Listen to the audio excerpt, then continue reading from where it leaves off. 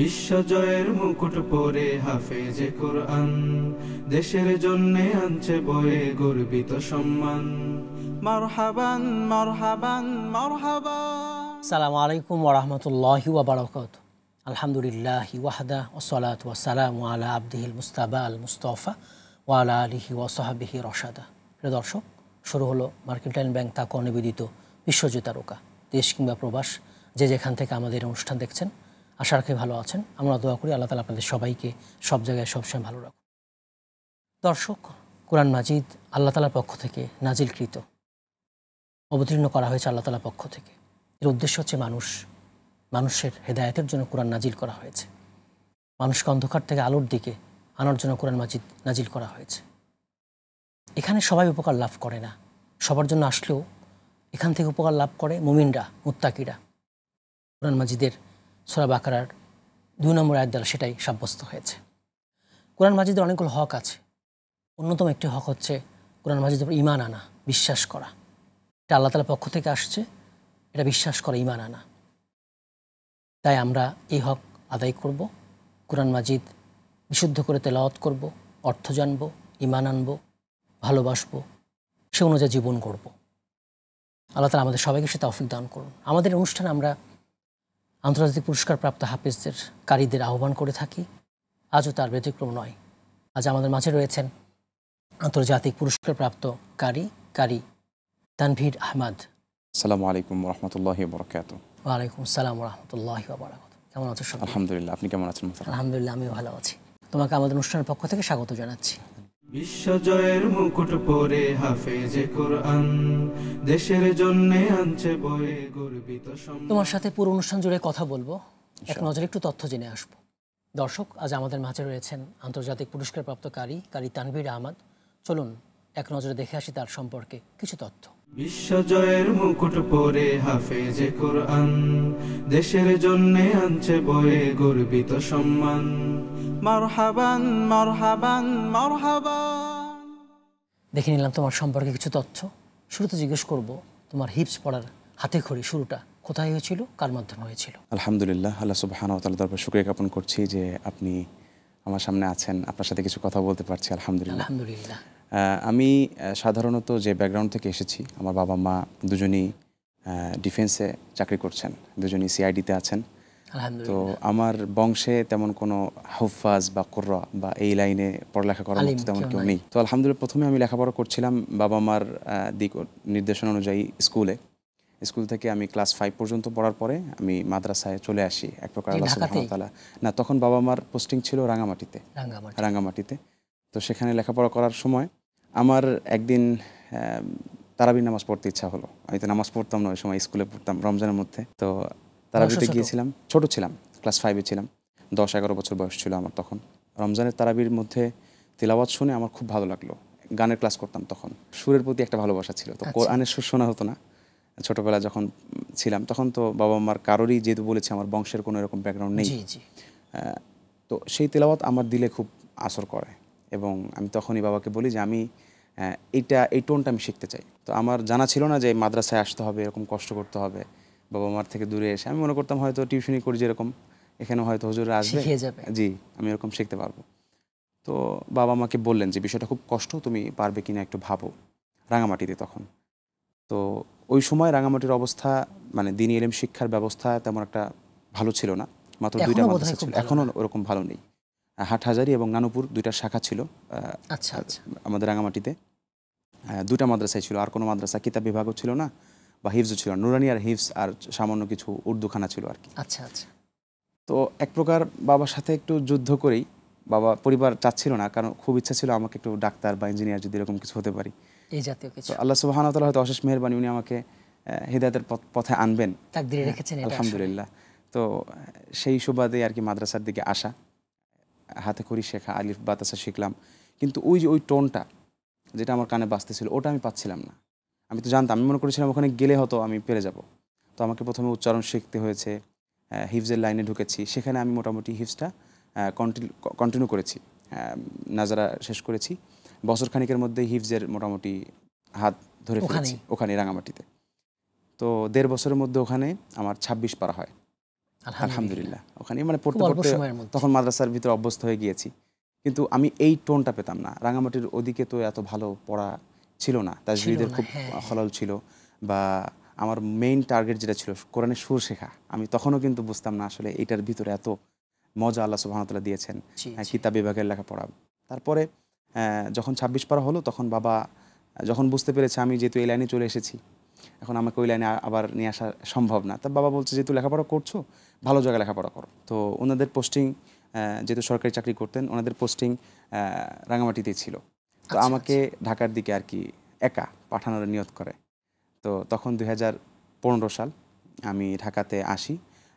আলহাজ হাফেজ কারি নাজমুল হাসান সাহেব হুজুর, আমার ওস্তাদ, যার কথা না বললেই নয়, কখনোই নয়। হ্যাঁ, আপনারা সবাই চিনেন, আন্তর্জাতিক পর্যায়ে একাধিকবার পুরস্কারপ্রাপ্ত, এবং তার ছাত্ররাও আলহামদুলিল্লাহ, আমরা যারা আছি অনেক অনেক ছাত্ররা আলহামদুলিল্লাহ আছে, আমার এখানেও আসছে। জি আলহামদুলিল্লাহ। তো এখন হুজুরের সাথে বাবা আর কি যোগাযোগ করেন। আগে খুব ভালো মতো আর কি একটু ভেবে চিন্তে নেয় যে কোথায় আমি আমার ছেলেকে দিতে পারি। আমিও জানতাম না, আমিও চিনতাম না ওস্তাদকে, কিন্তু আমার ইচ্ছা ছিল আমি সুন্দর করে তেলাওয়াত করা শিখবো। হিফজ তো পড়ছি আলহামদুলিল্লাহ। তো 2015 সালে বাবা সন্ধান পান হুজুরের। তো আসি হুজুরের মাদ্রাসায় এসে আমি ওখানে বাকি 4 পারাটা কন্টিনিউ করার পরে 1 বছর শোনাই। ওখানে শোনানোর অবস্থায় আমাদের সাথী ভাই আছেন, যারা বর্তমান সময়ে আলহামদুলিল্লাহ অনেকগুলো দেশে গিয়ে পুরস্কার নিয়ে এসেছেন, জাকারিয়া ভাই, নাজমুস সাকিব, আব্দুল মামুন, তাদের সাথে আমি শোনাই, কিন্তু তাদের মতো আমার তেলাওয়াত সুন্দর ছিল না। এখনও যেরকম তাও বলবো না, মানে তখন শোনাইতাম, যে শোনাতে তখন মনে হয়েছে আমি ওই টোনটা পাচ্ছি। ওই যে রাঙামাটির তারাবি পড়েছিলাম, সেই ভাই যে তারাবি পড়েছিল, সে কিন্তু ঢাকা থেকে গিয়েছিল। মানে এই সমস্ত মাদ্রাসায় লেখাপড়া করেছে, ওখান থেকেই মানে রাঙামাটিতে যাওয়া আর কি, হয়তো কোনো এসবোতে গিয়েছে। তো আমি এসে পাচ্ছিলাম ওই সুরটা। ওই বছর তারাবি পড়িয়েছে। জি জি। তো আলহামদুলিল্লাহ আমি এখানে এসে ওস্তাদ নাজমুল হাসান সাহেব হুজুর তখন সুস্থ ছিলেন, এখন একটু অসুস্থতায় আছেন। তখন আমাদেরকে হুজুর ক্লাস করাতেন, কেরাতের ক্লাসটা করাতেন। আল্লাহ সহজ করেন ইনশাআল্লাহ। তো আমি ওই ক্লাসে বসতাম, বসার পরে আমি সেই মজার উপলব্ধি করতে পারতাম। তো আলহামদুলিল্লাহ আমার ভিতরে একটা আগ্রহ ছিল, আমি যখন ক্লাসের ভিতরে পড়তাম, আমুক্তা শোনানো শেষ হলে তিলাওয়াতের সময়টা আমি একটু কেরাত পড়তাম। আমাদের মাদ্রাসায় কেরাতের অনেক চর্চা ছিল, কিন্তু বাচ্চারা পড়তো না। অনেক অনেক ছাত্ররা কেরাতের ক্লাসে বসতো, কিন্তু এটার চর্চাটা খুব কম ছিল। আমার ভিতরে একটা মজা কাজ করছে। আমাদের দেশে কম, আসলে হ্যাঁ, আসলে এখনো পর্যন্ত কম কেরাতের যেই ক্লাসটা, এটা কম। কেরাতের যে শিক্ষার যে ব্যবস্থাপনা, সেটাও এখন অনেক, শিক্ষকও কম। জি। তো আমি তখন নিজে নিজে প্র্যাকটিস করতাম, এবং আমাদের খাবারের সময় আমাদের তাহফিজুল সুন্নাহ মাদ্রাসায় একটা সুন্দর নিয়ম আছে, যখন খাবার খাবো তখন বিশ্ববরেণ্য কারি সাহেব যারা আছেন, মাহমুদের শাহাদ বলি, বা ওই সময় যারা কারি সাহেব আছেন আন্তর্জাতিক পর্যায়ের, তাদের তিলাওয়াত ছেড়ে দেওয়া হতো। তো আমরা খাবার খেতাম আর ওটা শুনতাম। তো ওটা আমার কপি করতে সহজ হতো। আমার ইচ্ছা ছিল একটা যে আমি এটা কপি করবো, শিখবো এরকমভাবে। তো করতে করতে এরকম 2018 সাল চলে আসে। তখন আমার প্রথম প্রতিযোগিতার লাইনে, আমার কখনো ইচ্ছা ছিল না যে প্রতিযোগিতা দিব, আমার ইচ্ছা ছিল আমি শিখবো।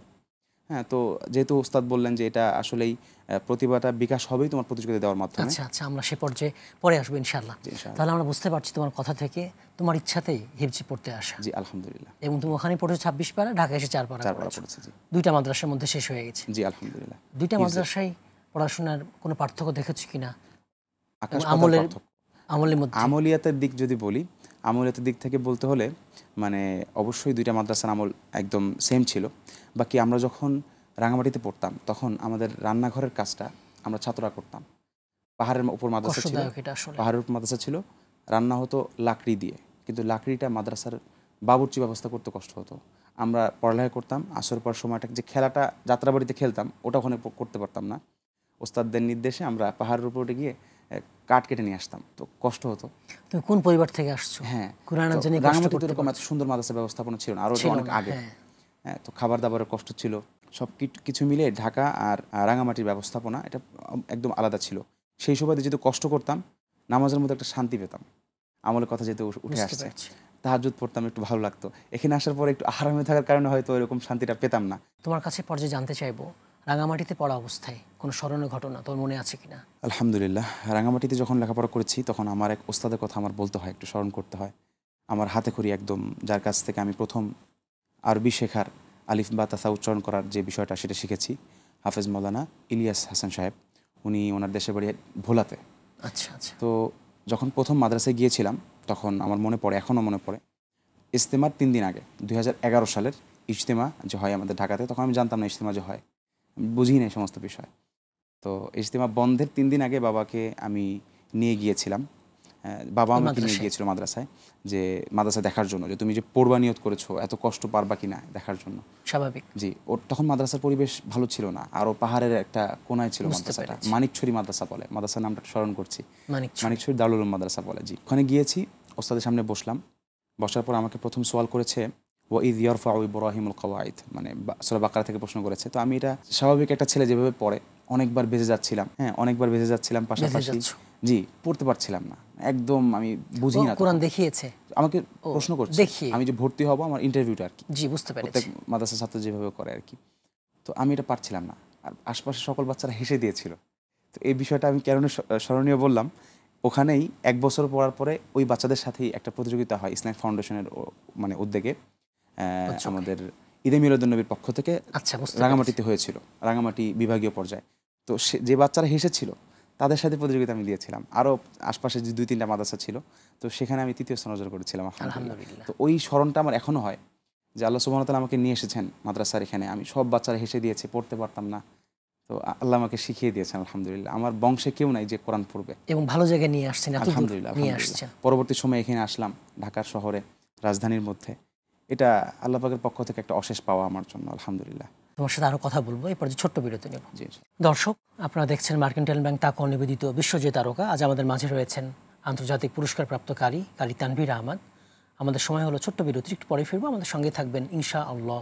বিশ্বজয়ের মুকুট পরে হাফেজে কোরআন, দেশের জন্য আনছে বয়ে গর্বিত সম্মান।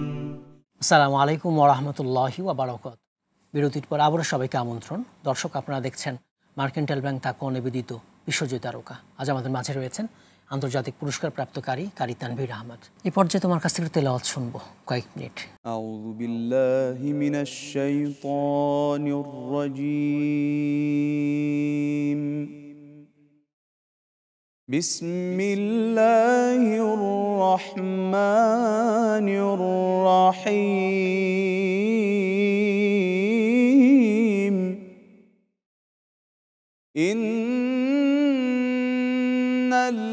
ইন্নাল্লাযীনা আমানু ওয়া আমিলুস সালিহাতি কানাত লাহুম জান্নাতুল ফিরদাউসি নুজুলা খালিদিনা ফিহা লা ইয়াবগুনা আনহা হিওয়ালা। قُل لَّوْ كَانَ الْبَحْرُ مِدَادًا لِّكَلِمَاتِ رَبِّي لَنَفِدَ الْبَحْرُ قَبْلَ أَن تَنفَدَ كَلِمَاتُ رَبِّي وَلَوْ جِئْنَا بِمِثْلِهِ مددا.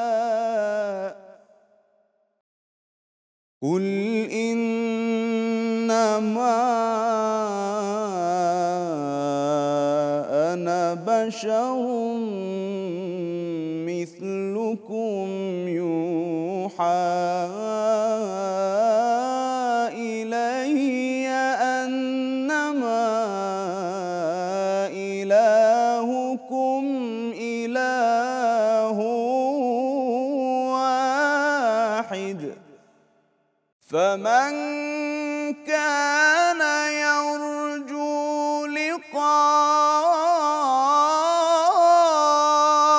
ربه فليعمل عملا صالحا ولا يشرك بعبادة ربه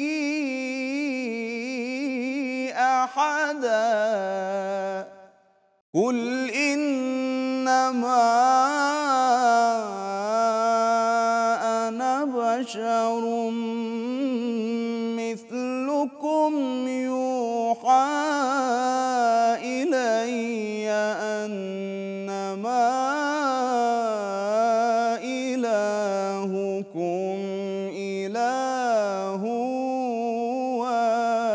واحد فمن كان يرجو لقاء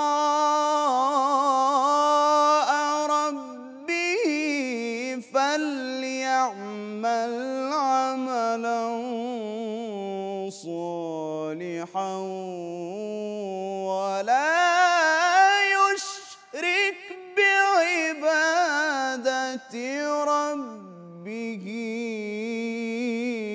أحدا صدق الله العلي العظيم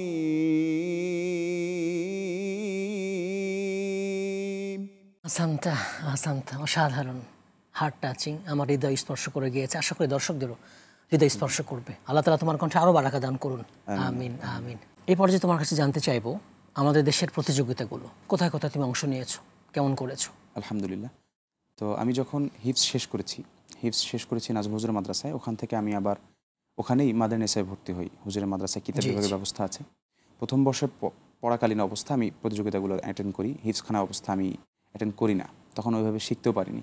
মানে আমার হিফজ বিভাগে যেহেতু আমি কেরাতের প্রতি বেশি আগ্রহী ছিলাম, হিফজ পড়া অবস্থায় কেরাত পড়লে আসলে হিফজের মজবুতটা কমে যায়। এই জন্য আমি কিতাব বিভাগে আসার পর সময় পেতাম, আসরের পর পেতাম বা তাকরারের পরে একটু বসতাম, নিজে নিজে প্র্যাকটিস করতাম। তো প্রথম প্রতিযোগিতায় অংশগ্রহণ করি আমি 2018 সালে, আল কোরআন আহ্বান। তো সেখানে আমি প্রথম রাউন্ডে বাদ পড়ে যাই আর কি। ওটা ভালো হয় না, প্রথম ছিল আর কি, প্রথম বছর। পড়তেও কষ্ট হতো। আমি যখন বসতাম, অনেক বড় একটা স্টুডিওতে বসতাম, আমার জন্য প্রথম। বুঝতে পেরেছি। আমার সামনে ওস্তাদ নাজমুল হাসান সাহেব হুজুর বিচারক ছিলেন, জি। তো হাত পা কাঁপতো, পারতাম না প্রতিযোগিতা দিতে আর কি। তো বাদ পড়ে যায় প্রথম রাউন্ডে। তো বাংলাদেশ টেলিভিশনগুলোতে আসলে পারছিলাম না, একদম উঠে আসতে পারছিলাম না। তখন আমি যখন কাফিয়াতে উঠে পড়ি, মানে তৃতীয় বর্ষ যখন উঠে পড়ি, তখন লেখাপড়ার চাপ বেশি হয়ে যায়। তখন কিতাব বিভাগের ওস্তাদরা পরামর্শ দিচ্ছিলেন যে এখন মনে হয় আর প্রতিযোগিতা না করলে ভালো হয়, আবার শেষে যখন সুযোগ হবে আল্লাহ আপনাকে অবশ্যই, ওস্তাদদের পরামর্শে ওস্তাদরা বলেন যে এখন একটু বন্ধ করে দিলে পরবর্তী সময় ইনশাআল্লাহ চেষ্টা চালিয়ে যান, হয়তো ভালো কোনো রেজাল্ট আসবে। ওস্তাদের পরামর্শক্রমে আমি আর অংশগ্রহণ করিনি। নাজমুল হুজুরের মাধ্যমে আমি একটু আলোচনা করি হুজুরের কাছে, হুজুর আমি কি এখন এখান থেকে কোনো আন্তর্জাতিক প্রতিযোগিতায় অংশগ্রহণ করবো কিনা। হুজুর বলেন যে অবশ্যই, এখানে যতগুলো প্রতিযোগিতা আসে তুমি অংশগ্রহণ করো। তো আমি মিশর পোর্ট সাইদ একটা জেলা আছে, মাহমুদ শাহাদ নামে একজন কারি সাহেব আছে, আপনি হয়তো চিনবেন, মিশরের বিখ্যাত কারি সাহেব, বর্তমান বিশ্বের প্রথম কারি সাহেব বলা হয়। তার বাবা রাহমাহুল্লাহ তাআলা শাহাদ মোহাম্মদ আনোয়ার নাম, ওনার মানে স্মরণে মাহমুদ শাহাদ ওনার ছেলে একটা আন্তর্জাতিক প্রতিযোগিতা আয়োজন করে। পোর্ট সাইদ ইন্টারন্যাশনাল মিশর কোরআন প্রতিযোগিতা বলে আর কি সেটাকে।